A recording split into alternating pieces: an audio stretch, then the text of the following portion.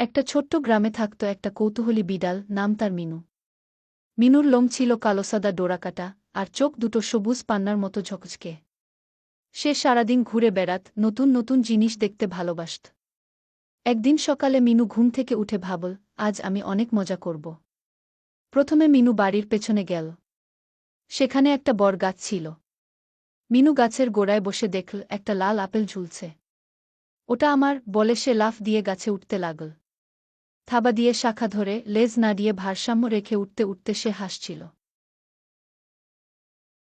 অবশেষে আপেলটা ছিঁড়ে নিল, কিন্তু পরে গিয়ে গড়িয়ে নদীর ধারে চলে গেল। মিনু দৌড়ে গিয়ে আপেলটা ধরল, আর খেয়ে ফেল। মিষ্টি, বলে সে খুশিতে লেজ নাড়াল। তারপর মিনু নদীর ধারে গেল। সেখানে জল চকচক করছিল।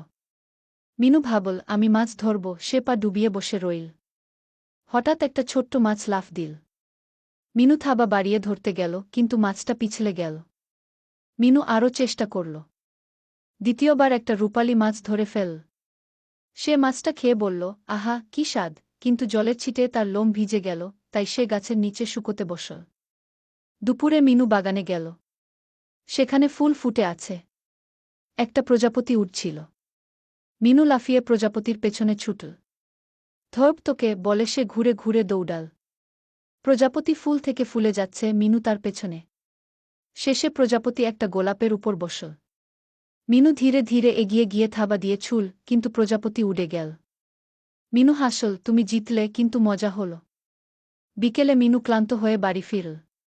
সে তার নরম বিছানায় শুয়ে ভাবল, আজ আমি গাছে উঠেছি, মাছ ধরেছি, প্রজাপতির সাথে খেলেছি। কি মজার দিন! রাতে তারা দেখতে দেখতে ঘুমিয়ে পড়ল।